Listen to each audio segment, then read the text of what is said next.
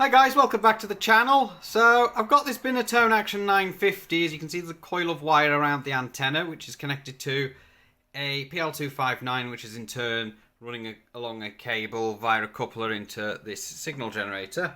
This is the Chinese signal generator that I use at the moment.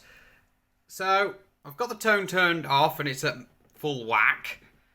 I'm going to turn on the tone now, so just be warned.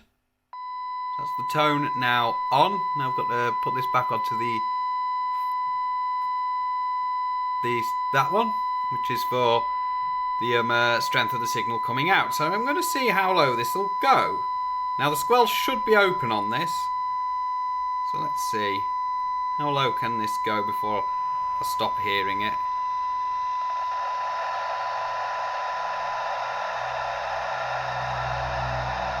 Now I'm not sure how that's coming across, but I could just say hear the tone right at the minimum of the signal generator, which is negative 132 decibel millivolts, which if I look at my crib sheet over here is 0.0563 of a microvolt. So I can hear the tone. I've got no way of measuring it at the moment because I don't actually have a properly working Synad meter. The case below it's got a Synad display in it. It's just an empty case. So that doesn't work. It's not functional as anything right now.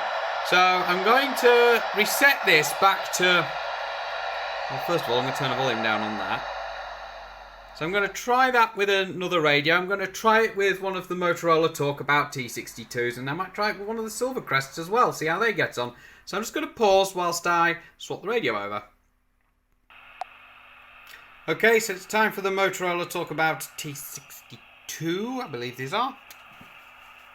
So let's see what happens. I'll put the tone back on, just fair warning. That's the tone back on.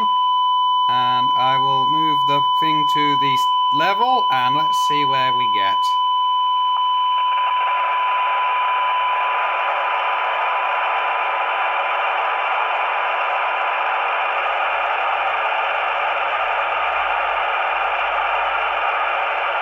This one isn't as sensitive.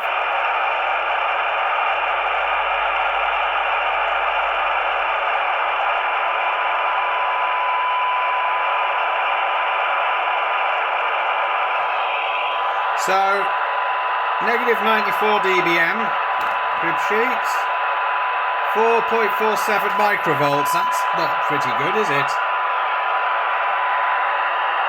But I think that might be the coupling, I don't know. So perhaps not as sensitive as the Binatones. So I'm going to try. Just turn the monitor off. I'm running out of battery. That's not helpful. Yeah, that one's just run out of charge. So I might actually try that with one that's got some charge in it. So I'll pause the video and we'll redo that with one that's got more charge in it. Okay, so it turns out my other Motorola T62 was also a bit low on charge. I have no idea why, because I haven't actually used them, but probably because I've not used them in a while. So, I brought out one of the SilverCrests. Signal generators are back to full whack again. I'll show you that. Difficult to focus in on that, because that's got quite a bright backlight on it. So, there's the radio with the inductive coupling loop. I believe that's what that's called. The idea of that is to connect an external antenna where you can't remove that, but most people just solder a BNC into these radios these days. Well, maybe not these SilverCrests, but they do a good job. So let's see. So I'm going to put the tone back on, so I'll just give you a warning. I've turned the volume down on this one. Right, tone on. See how low I can hear that down to.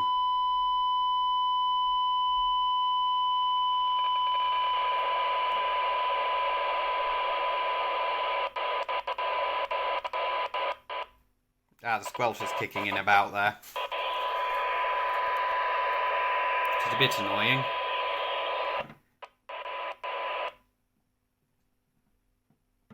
Okay. So the squelch has kicked in, so I'm going to have to press the monitor button.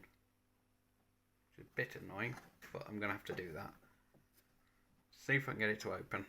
Whoop. Oh, that's the volume. Try that one.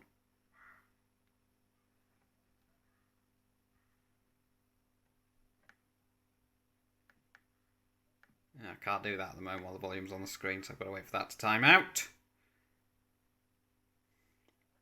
Should in a minute.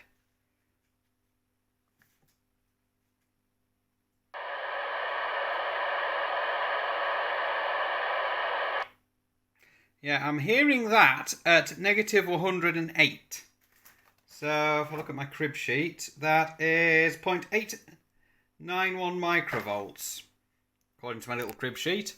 So 0.891 microvolts. Let's see, will I can get it any lower than that? Let's see, let's try there. So let's press and hold the monitor button again.